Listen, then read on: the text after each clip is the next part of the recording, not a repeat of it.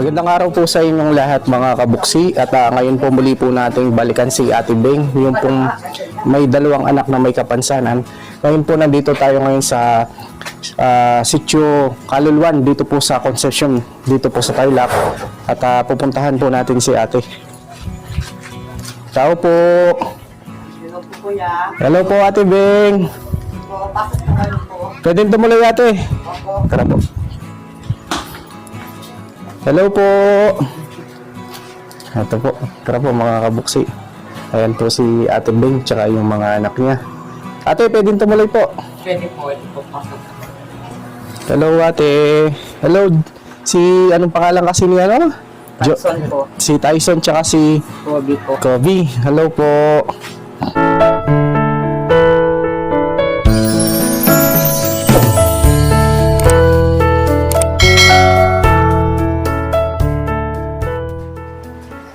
Hello Ate Beng. Good morning po Ate.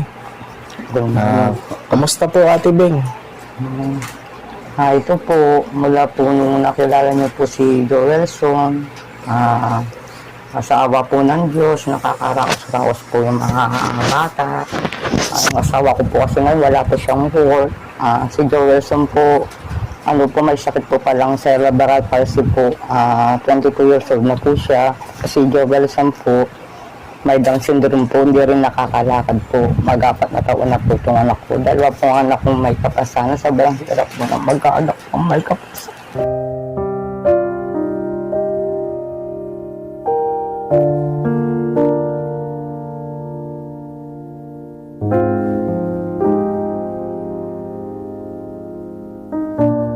Tinitiis ko lang po ang hirap. Naghihirap po yung mga anak ko. Nakikita ko lalo po si Tyson, naghihirap. Ang hirap po at may anak ang may kapasanan talaga. Ikaw lang po na siya mag-aalaga. 22 years na po siya ang lumalaban sa kanyang sakit. Dito po, butot balat na lang po si Tyson. Tapos lumitan pa nga si baby ko. Dalawa pa po yung anak ko ng special child po.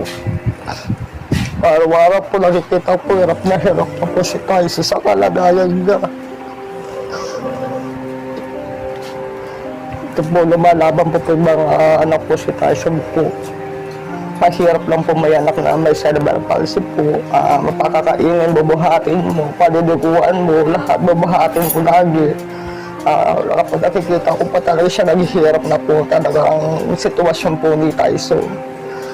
Ikaw lang po namin mag-aalaga sa hindi na lang ako kayo doon ng kalakasan na kamakayaan pa po namin ng lahat ng ito. Kagabi nga po napuyat po kasi nakubo po. Kaya ngayon natutulog po, napuyat po magdamag di nakatulog. Maraming salamat po kabuksi mula po nakilala niyo si Tyson at paano po nakakatulong-tulong po. Malaking tulong po sa amin po yun. Maraming salamat po sa kabuksi. Mga kabuksi, si Ate Beng po ay may dalawang anak, si Tyson po, no? Bali si Tyson po, ilang taon na po siya ngayon? 22 po. 22. Bali yung sakit niya ate, ano po yung ano niya? Yung po cerebral palsy. Cerebral palsy. Balik po na po yung mga buto niya, sir. Tira niya po yung mga kamay niya. Hindi siya nakakalakad, hindi siya nakakatayo. Tapos hindi siya nakakapagsalita po no Ate Beng. Opo. Tapos si Kobe, Down syndrome. Bali mag-4 na taon na siya ate. Malambot din po yung mga po, napaya na din po yung mga tuhod. Hindi din siya nakakalakad Ate Beng. Thank you po. Kasi po, kailangan nga po daw talaga therapy o wala naman po trabaho. Yung asawa ko nakikita din lang po sa bukid ko, nakikipag-harvest lang po ng manok. Ate Beng, paano po ito yung ganito po yung ito pong dumating na pagsubok po sa inyo? Paano niyo po ito napaglalabanan sa pang-araw-araw po, lalo na sa mga gastusin, sa pambili po ng diaper, gatas? Si Kuya, sa bukid lang po yung pagtatrabaho po ni Kuya, di ba Ate Beng? Paano niyo po ito nakakaraos po sa pang-araw-araw po? Nga po, sa awa nga po ng Panginoon po, darasal po ako na sana po may ibigay po si Lord na good Samaritan po sa mga bata Yun po, mula po nakilala niyo po kami kaboksik at napapano nga po, may tumutulong-tulong at na para ano lang po, malaking tulong po sa amin yun. Ngayon po ate, bali sa edad po ni Tyson po ngayon, nasa 22 years na po kayong nag-aalaga sa kanya, no? Pag nakikita niyo po yung mga bata na nahihirapan, gano'ng kasakit po para sa isang ina po na kagaya niyo po, Ate Beng? Sobrang hirap po, lagi po nitiis ko lang po kasi po kapag ano po, kapag di ko po kaya umiiyak po kay Lord, gabi-gabi po kapag nangihina ko ako, umiiyak na lang po kay Lord, bigyan niya po akong kalakasan. Kasi po, baka magkasakit po ako, sabi ko baka kasi kawawa po mga bata, kaya nilalakasan ko lang po yung loob po. Kay Lord na lang po ako umaasa, umiiyak po ako sa kanya kapag naghihina po talaga ako. Ano lang Ate Beng, no? Kumapit lang po kayo at magdasal po, no? At alam ko po, hindi po madali yung pinagdadaanan niyo po ngayon. Lalo na po, hindi lang isa. Dalawa po yung anak niyo po na may kapansanan. Pero ganun pa man po ate. At inuubo po yata si... Opo, may ubo kagabi po, nagubo. Inuubo po siya. Opo.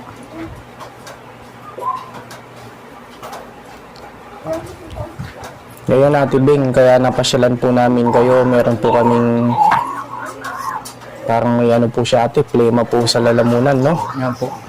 Pag ano po, sinusungkit ko po, lumalabas po yung plema. Plema niya po. At ngayon Ate Beng, may bibigay po kaming tulong po sa inyo, no? Nabigay po ito ng ating kababayan na nasa ibang bansa. At ako po ay nagpapasalamat din na mula po nung una, nung pagkakita ko po kay Ate Beng, hanggang ngayon, manaming tumulong po, no Ate Beng? Opo. Yung pong nakakita po sa mga video po ni Joelson, ni John Covid po. Kaya ngayon natin may ibibigay po kaming tulong. Nabalikan si Ate Beng. At meron po kaming ibibigay na tulong Ate Beng. Ito bigay ni Sir Reynold Lacalale. Nagpadala siya ng tulong para sa inyo, para sa mga anak nyo. At may dala kaming 25 kilos na bigas. At may dala po kaming grocery ate. Ito po Ate Beng. Ito pong grocery, may toyo, suka, noodles, biskwit, dilata, may sabon panligo, panlaba. Ito ate, kompleto na po ito. At para hindi na po kayo mabigatan po sa pang-araw-araw, lalo na po yung pagkain po ninyo. At si Kuya, alam ko naman po pa extra lang sa bukid, di ba po ate? Minsan wala, minsan mayroon pong trabaho. At alam ko ate, hindi po madali o hindi po ano po yung pinagdadaanan niyo po ngayon, napakahirap. Lalo na po, hindi lang isa, dalawa po yung anak niyo pong binabantayan niyo. At sana ate, kahit sa papano, sa ganitong paraan po, mabigyan po namin kayo ng tulong. At ito ate, no, bigay po ni Sir Reynold at karagdagan tulong po na 500 po. Ito Ate Beng. Maraming salamat po Sir Reynold sa pagbigay niyo pong tulong po sa dalawang anak kong pong may kapansanan. Malaking tulong po ito Sir Reynold sa pang-araw-araw po namin. Naway pagpalain pa po kayo ni Lord sa binigay niyo pong tulong sa mga anak ko po. Siya na lang po gaganti po sa inyo po. Maraming salamat din po Sir Kaboksy at binalikan niyo po yung dalawang anak ko po. Maraming salamat po sa tulong niyo mula noon po hanggang ngayon po. Pinupuntahin niyo po si Kuya Tyson. Maraming salamat po sa pagmamahal niyo po sa aming lahat po. God bless po. Basta tanong lang ate, no? Dasal lang lagi at nawa sana'y marami pang pagpapala, blessing ang dumating po sa inyo. At ito ate, no, karagdagan tulong po, no, sa pang-araw-araw. Saan kayo kumukuha ng kalakasan natin? Unang-una po kay Lord nga po. Kasi po dati lagi akong umiyak po kasi sabi ko nga kasi parang nade-depression na po yung utak ko kakaisip sa mga anak ko kasi dalawang anak ko bakit sila pa yung may kapasanan po, bakit sa akin pa po napunta itong mga pagsubok na po na to. Sobra naman po sabi ko. Pero kay Lord po ako kumuhugot ng lakas talaga na huwag niyo po ang tapabayaan. Sa kanya lang po ako maasa Kuya Boxy. Sa Panginoon po, no ate? Opo. At sa mga bata po, pag gano'n po dapat huwag niyo po silang sukuan, kahit na mahirap, kahit na alam ko po na minsan parang bumibitaw ka na, pero pag nakikita nyo yung mga bata, parang nangibabaw pa rin yung kalakasan nyo bilang isang ina po. At ako po ay nagpapasalamat mga kabuksi kay Sir Reynold at sa lahat po ng mga sponsor natin na nasa ibang bansa na walang sawang pagtulong, pagmamahal at pagbigay po ng pag-asa sa mga kababayan po nating mahirap, nangangailangan at lalo na po sa mga may kapansanan.